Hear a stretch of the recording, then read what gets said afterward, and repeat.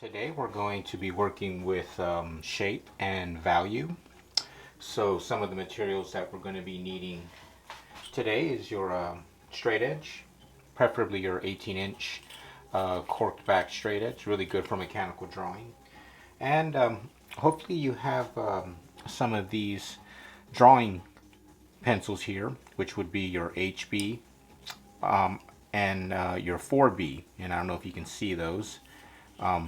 But those are going to be a pretty soft graphite, so hopefully in your drawing kit and your drawing pencil set that you can find an HB or a 4B, which are the softest, or you can just kind of go through them on a scratch sheet of paper and just see which one's the softest, because we're going to try to do a little bit of smudging today, or a shading with our fingers, or spreading around the material on your good drawing paper.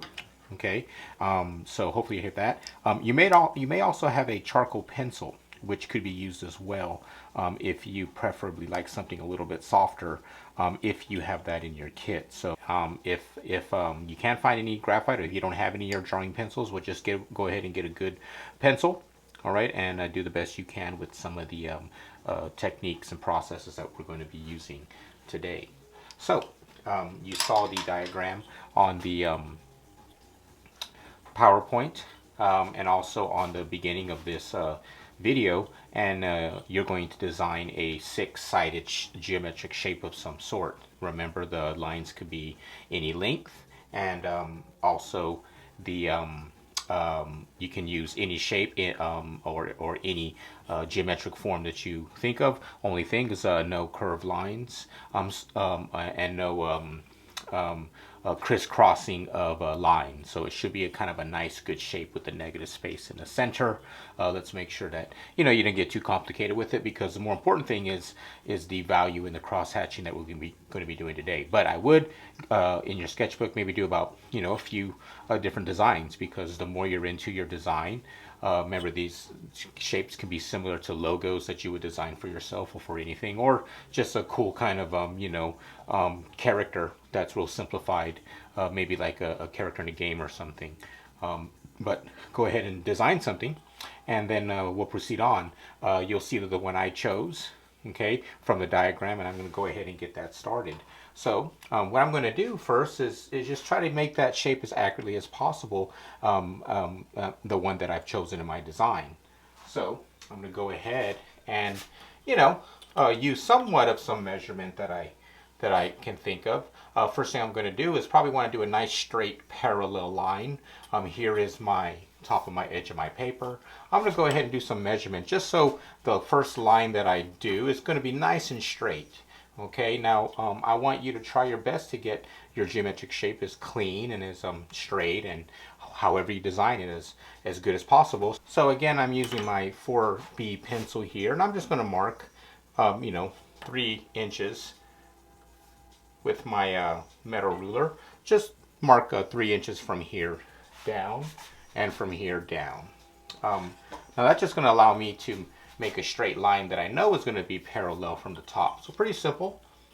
Hopefully you'll develop a kind of a system yourself.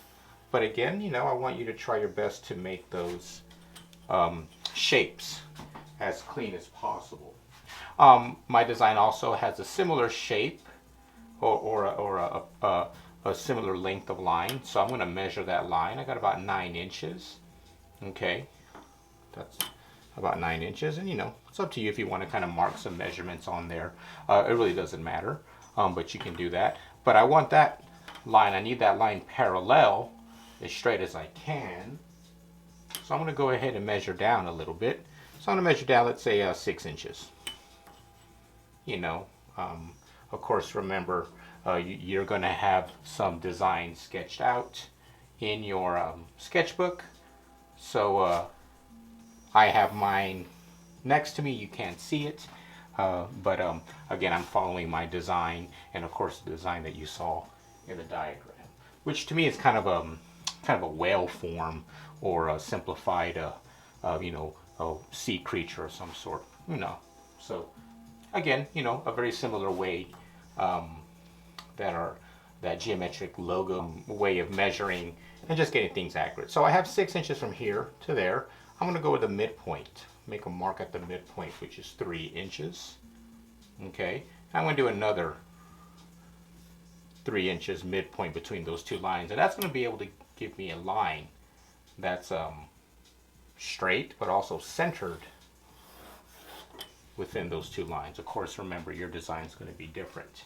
And then I have the kind of nose sideways triangle, directional arrow triangle.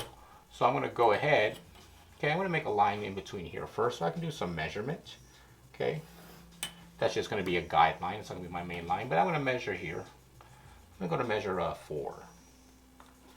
4 inches there, so I can go ahead and have a point that I can meet both of my segments in. And you can see how you can really flow nicely with the ruler here if you know how to just kind of grab it in the center and just kind of move it around like this. Keep it perpendicular to the page, right?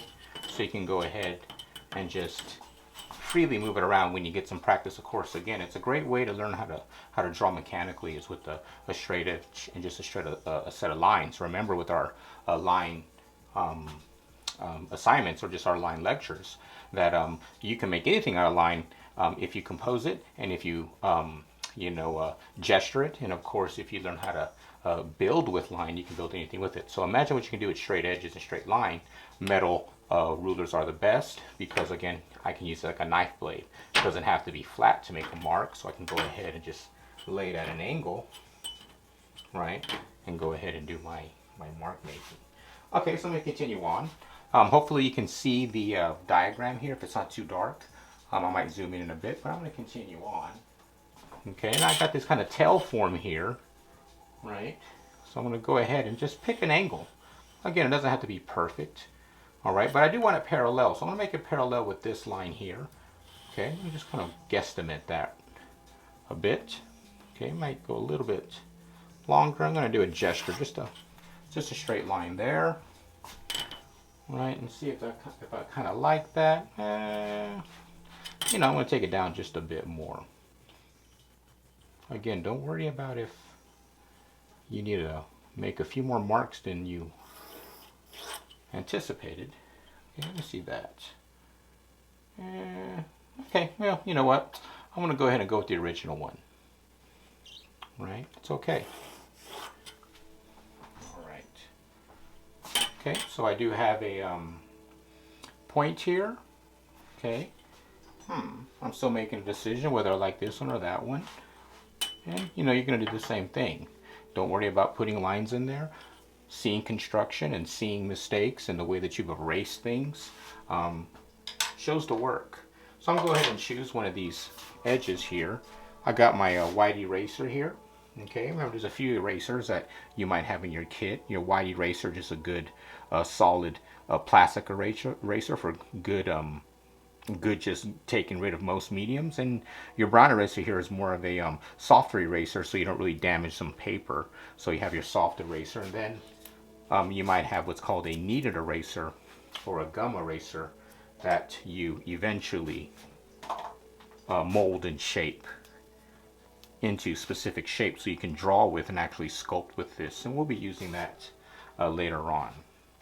I'll go ahead and get my plastic eraser. Again, you use the eraser that you have, and I'm going to go ahead and get rid of the one that I don't want. There we go. And I'm going to go ahead and get rid of all the construction that I don't need either.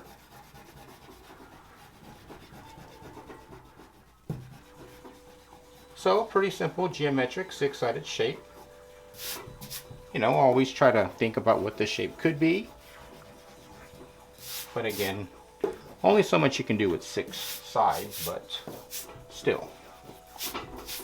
Let's see what happens. Okay, so I've zoomed in here, and you can see how I have my drawing or my shape finished and cleaned as much as you want to. Now, what we're trying to do here is an exercise on, again, shape. I really do want you to use the full page here of your 18 by 24 inch sheet of paper. Make sure it's your drawing paper too, not your newsprint. And I want you to make sure that you don't draw that shape too small, that it does fill the space so we can really work on what we're going to be doing. It's called cross hatching. And I think we've all seen cross hatching before, especially if you, the way of organizing almost geometric sets of line pattern in crisscross motions in order to achieve a gradient or a value of shades and tones. And then what I want you to do is go ahead and get a hold of your, again, the same pencil that you was using, the 4B pencil.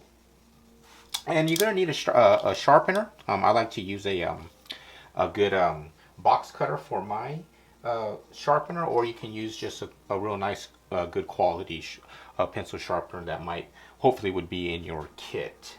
We're going to start choosing a direction of light. So for instance, with this shape here, you know, abstractly, the way I'm thinking about it, it looks like a whale form or a dolphin form.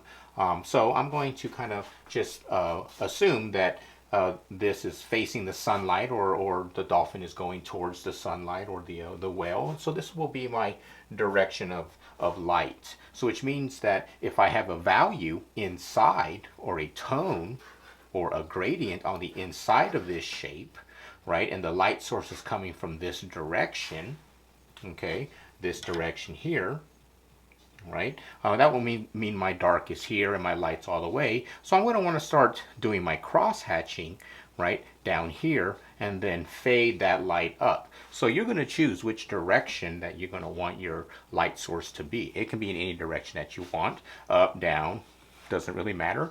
When you're ready, I'm going to go ahead and kind of get in my, you know, standard pencil handling, more of a drafting technique that we're going to be using.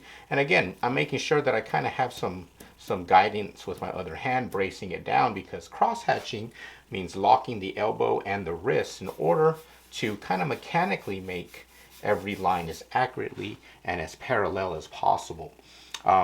Now from the diagram and from the PowerPoint, you saw that there are multiple ways to crosshatch. Contour crosshatching, which would be a multiple way of curves, okay, or just regular crosshatching, which is the straight crisscross kind of pattern that we see a lot in lithographs and things like that, or, you know, old-time comic books and things like that, or even contemporary graphic novels. Okay, so I'm going to start off with a straight. We're not going to do any contour, but again, let's see what happens.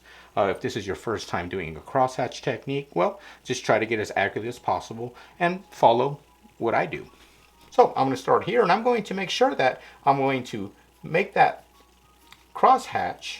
Again, you see how I'm kind of whipping my hand and my forearm. And as I go towards the light, again, this is going to be my light source that direction.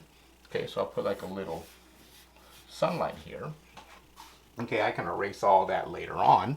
Okay, but you see, as I'm going towards my sunlight, I'm opening up the negative space in between those lines ever so slightly. Okay, I'm going to do it again. Now, doing the same thing. Okay, let me open this up just a bit more. Look how far I'm going out. But again, as I go out, right, I'm almost moving swifter and swifter. Okay, I'm going to do that again, but I'm going to change direction. I was going up and down. I'm going to change the direction. And again, I'm trying to do equal amounts in between each line. And I'll zoom in here in a bit. There we go. Okay, so you see how I've just done a simple crisscross pattern, maybe like a 35-degree angle. Doesn't matter. You can do yours right angle crisscross, but just try that first, okay? In one side, right, opposite direction of your light source, okay? And just try your best to consistently whip that. Now we're using pencil. You can always erase it and start all over again. Okay, you can grab another sheet of paper, start all over again, but at some point commit to it and just keep going. Okay, I've zoomed in again here so you can get a closer look at what I'm doing. I'm going to go ahead now and start here at the bottom. All right, and again, doesn't really no system to the angle, just as long as you're going always at a different direction. Again, the smaller that we compress that negative space around that line, the darker that will be. Okay, choosing a different direction here again, focusing, following this bottom edge here now. Remember, we're doing straight contour lines. Do the best you can. And then as farther I go towards that light source, the more I'm, okay, opposite, different direction, again, same thing. Don't worry about the rubbing, don't worry about anything like that, okay, because we're trying to create gradient anyways.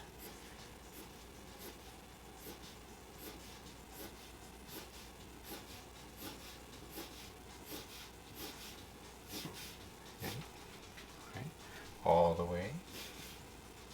So, you know, there's kind of a body positioning that you have to maintain when you're doing large cross hatching again, and that's why I want you to draw big to get that shape as big as possible on your page so you can really work with that value. Okay, here I go again. Okay, another direction. Even if that direction is just slightly at a different angle, it will work.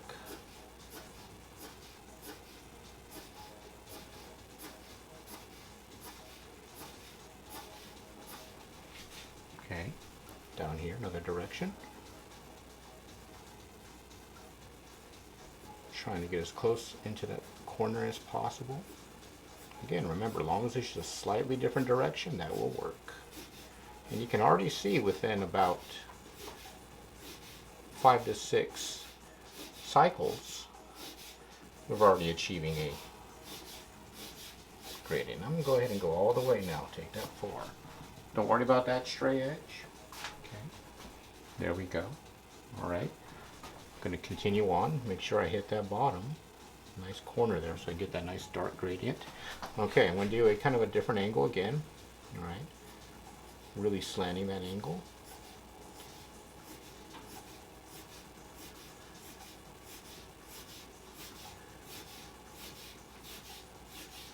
And as you're working, you're going to see that you're going to be and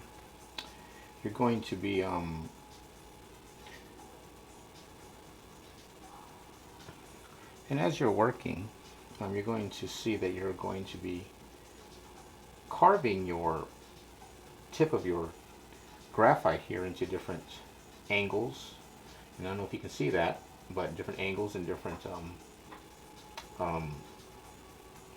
wedges that you will be able to use for a variety of line as you start to kind of shade in.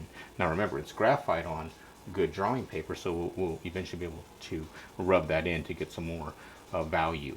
Okay, but we need more material so we can really make that as nice of a fade as we can. All right, I'm going to continue on. Now I'm going to do some work up here since that's already getting a pretty dark gradient. So I'm going to kind of spend some time up here. That corner eventually is going to be just dark completely graphite. So I'm going to make sure I get some of the texture and pattern here. And I want you to really think about that. Is, you know, even though that we're creating a gradient, there's still a texture that's going to be created with all your movement, right, and all your cross hatching. So pay attention to that texture, almost like a good weaving. You don't want like an area with some tangled line or some tangle value, and some areas here that would have like you know more precise. So think of it as a texture that you want consistent. So that tone or and that implied shape from that tone, right, you know, is visible and it doesn't distract from the nice design that you have. So the texture that you create with the cross hatching should be consistent, even though we're making a gradient. Make it consistent so it really shows the shape and the edge of that implied shape. Here I go. Again, I'm starting kind of, you know, not from the very corner. You can see how that mark changes is because, you know, I'm shaping the tip of that graphite. It's going to determine a lot. I'm going to go ahead and continue that down at the bottom. And I wish you could see my body positioning now, and I'm kind of, my knees are bent, so I'm kind of in these locked motions as I'm, or locked positions as I'm doing my cross hatching. Again, you know, if you don't have a board, vertical, work on the ground or just work on a large table and try your best. But it's always best to work vertically so you can visually kind of see and step back and look at your progress. Okay, here I go again. Really taking that one a direction.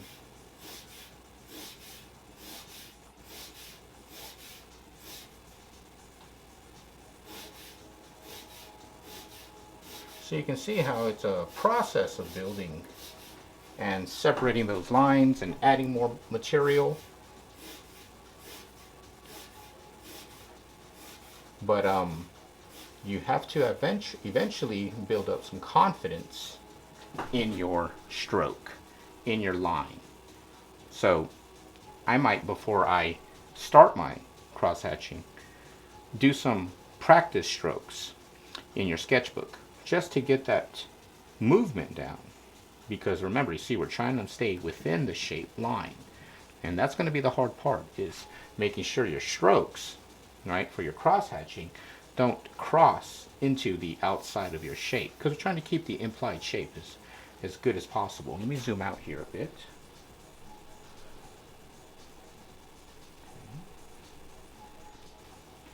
Now I'm going to go ahead, and you can see how I'm getting some darkness around the edge. I'm going to try to fill in this area so I have a nice even gradient. And again, you know, everybody's is going to turn out different, so don't stress out too much. Again, more importantly that you're having fun and attempting to do value, the gradient, and implied shape. Okay, continue on inside the center here.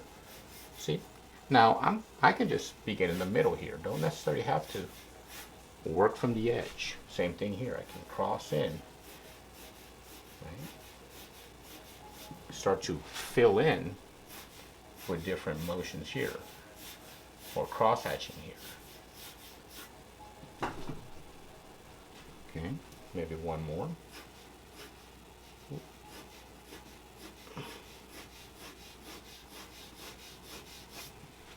All right.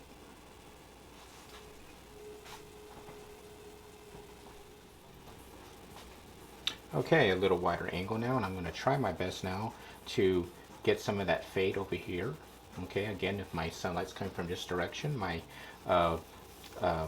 darker tone should continue over here and then up this direction. Okay, here I go. Again, you can see how I've sharpen and continuously sharpen. I like to use my box cutter again because I like the different edges that it creates and a different geometry, and you know, after a while you can really learn how to use that to your benefit. Okay, here I go again. Now again, it might seem at some point that you're just doing the same angle, and you probably are, but that's okay. But what I'm doing now is I'm compressing that negative space in between the lines. Where I was going about 1/4 of an inch, now I'm going a little tighter. So even though it's the same angle at some of those other strokes, well, you're going to be compressing that negative space even more. Go all the way.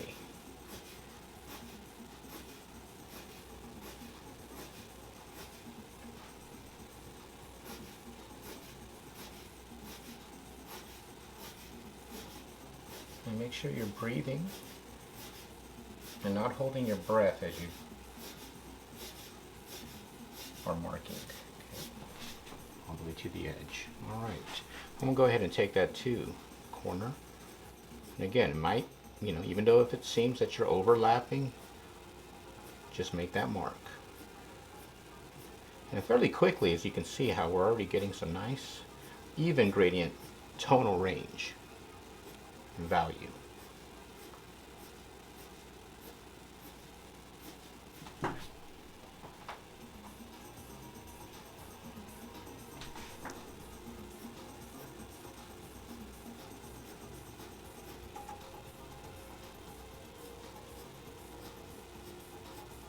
Again, compressing that negative space in between. Again, don't worry about the rubbing or anything that would happen, again, because it's a drawing and we want that extra dimension all the way to the top. And you can see I'm spinning every so often my pencil so I get a different line. Again, line variety is in everything that one does when they make marks or draw. Okay, I'm going to continue on up here. But again, my light source is coming from that direction, so I don't want to get too busy there. Okay, now I'm going to start to fill in this area, compressing that.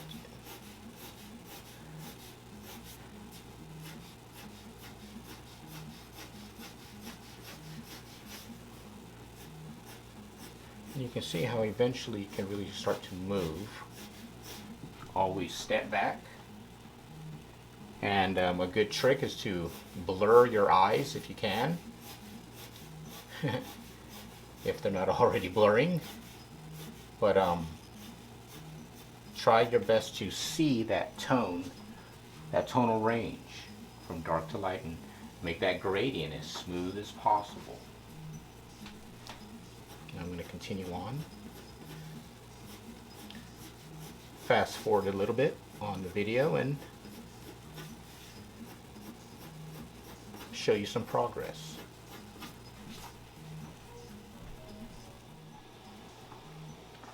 So I've done quite a bit of work, and I've zoomed in so you can see sometimes, where you have a little bit of mismeasurement, or where some of the form and some of the line quality kind of sticks out too much, and you want to really make it a little bit more smoother of a transition. So how would I kind of fix areas like this that I see, like these 3 points don't really match, or they're kind of disturbing the frequency? And that's really what we have here, is a frequency of line and negative space. So like I was saying before, you're going to want to really treat that like a surface or a texture that you want as consistent as possible to achieve the best gradient as possible. So I'm going to go back in here and just try to do a little bit more of a separation and adding, and again, kind of getting tighter and tighter and smaller strokes as you start to build upon the texture.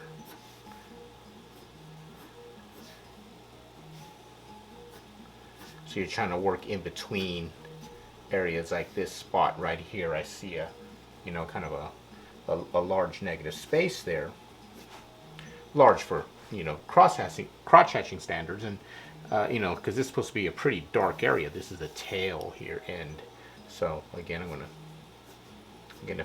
even though I've overlapped, I'm still adding to add that extra layer of material. Okay, I'm going to continue on.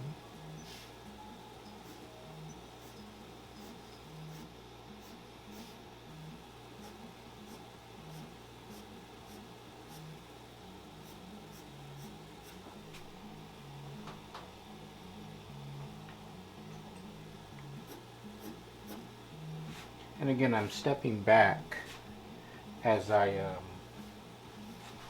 make my marks, because I'm kind of working in patches of cross hatching. So there's various different ways you can apply to achieve different textures.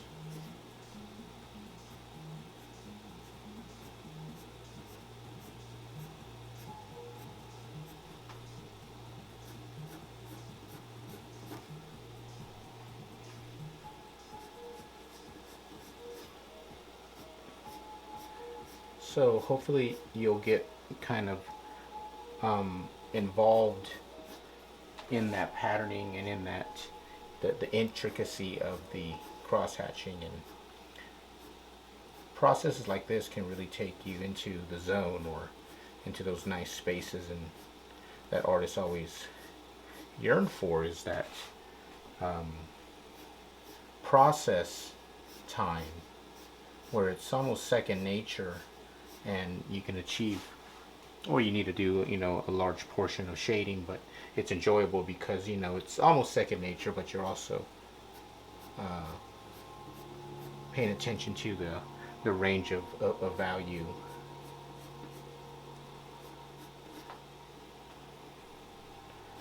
I guess another way of saying it, it's fun. It's like a visual puzzle that you're trying to complete in negative space, line, and of course achieving a gradient. So again, I'm trying to achieve a frequency here that's consistent to my liking, of course. You know, it depends whether you like that really clean or if you like that somewhat with some movement and some action. But I really want you to try to pay attention to that, because what's happening inside of here is, you know, a lot of different dimensional waveforms, very similar to, you know, some line drawings that we did early on. But there is some movement here. There is some bending of space.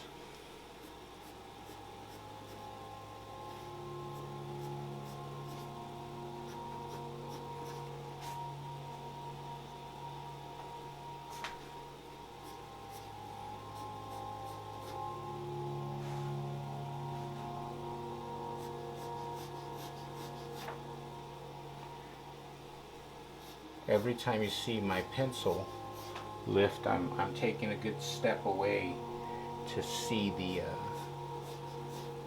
tonal changes, and it's very important.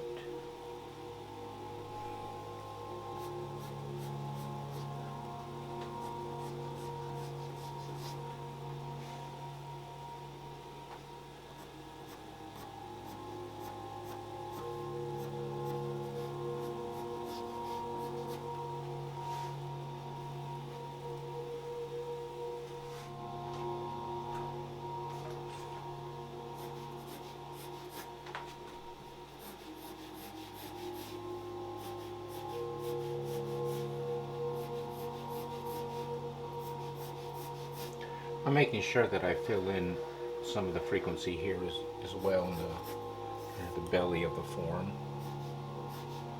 Now, also, it's pressure is going to be something I want you to think about as well.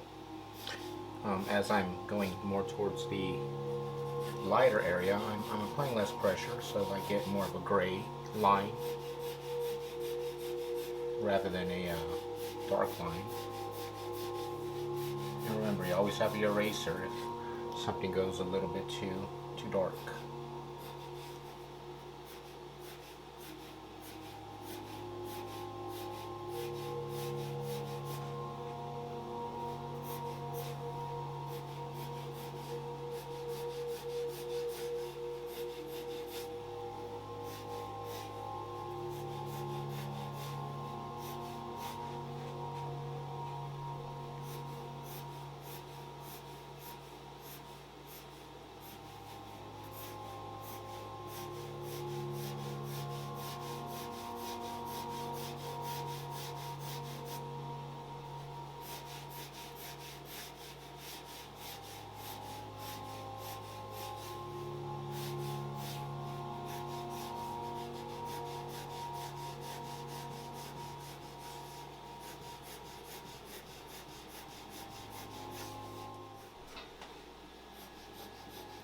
And you can see how I'm, you know, continuously building. So, you know, consider it stacking in a lot of different ways. Material, wood, you know, trees kind of overlapping in the forest, and you know, the more that you get towards the cliff, the more that you will see the, you know, the sky. So, you know, really try to get that gradient tone, and you can see here where I've almost completely blackened out all the negative space, but you still see variety of line and depth because of the nature of the medium and the nature of graphite and paper, that you can layer it, and as you're layering it, you're moving it as well. So, you know, it creates so much depth, and that's why these mediums like graphite and charcoal and ink, well, they're so complex in how they interact with the material, and the layering of these particles of graphite and ink and in the surface of the papers, that you can create so many different illusions. So even to this day, it has it definitely has a place in design and art making.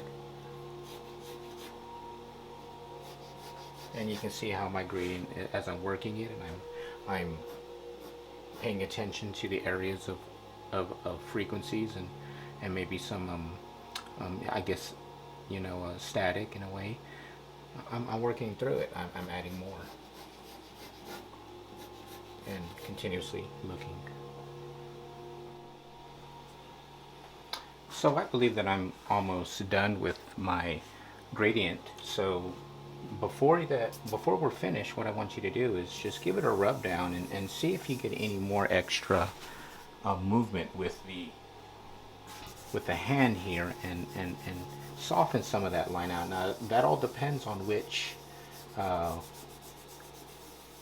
pencil softness you were using, whether it was a 4B, the HB, so it's all going to move differently. And if it was the charcoal pencil, that'll really move, but you'll still have some line quality. So rub, but don't rub too much. Now you can see how my graphite is sticking, so it's not moving too much, but I can still see a little gray tone and some value happening as I move. And go ahead and go over the line, rub down that edge, and then after that I want you to get your eraser and I want you to clean up that edge just a bit. After you've done some tonal movement with your hand, create a little bit more gray value, then go back over and clean it up, and you'll see how you're creating some marks in the background just a tad. Later on we'll be using our eraser to create some marks by carving away and using negative space rather than positive space. So we'll be doing that. Great. Go ahead and give it a rub down. Maybe do a little bit of expressive erasing if you can see some of that nice tonal movement here. Sometimes that's just nice stuff. It's really up to you. Again, have fun and try your best to make a gradient black all the way to a light color. And then on the inside, you can see how I'm going to lighten up the area where my light source is, just to learn how to use the eraser as almost a mark making. You see I'm cross hatching that eraser too. You can see how I can take some of that light out. Got to work a little bit more delicately when you cross hatch or take away with the eraser. Okay, but just try it out, see what happens. Don't do too much. You can always go back over it with some pencil, and you can always rub it down a little bit. That's what's great about these traditional art making materials, is that they're forgivable and they like you to work with it. Okay, so here is my finished drawing, and you can see how I have the gradient dark all the way to the end, and I've done the best I can, or to my liking. I like things with some depth and some frequency and some line work, and I like to see the work and just as much depth as I can get. And I could keep going. If I spend another hour or so, this could be even more cleaner and more darker, but there's only so far you can go with graphite. So you can see I've done my best to maintain the edge to imply the shape, and I want you to go ahead and put your signature down here at the bottom, and hopefully you've had fun and got tangled in the little zoom in here, tangled in the depths of the cross hatching technique. And I really enjoy it. Like I said, it can be a pretty meditative process when you can just get into the zone and just start cross-hatching away and building upon line and the infinite amounts of negative space and shapes. It's pretty beautiful to think about every shape that you're creating over and over and over again. So hopefully you've achieved a nice value range and got a simple technique down to achieve a dynamic value and tonal range, and of course shape. So I look forward to seeing everybody's project, and thank you.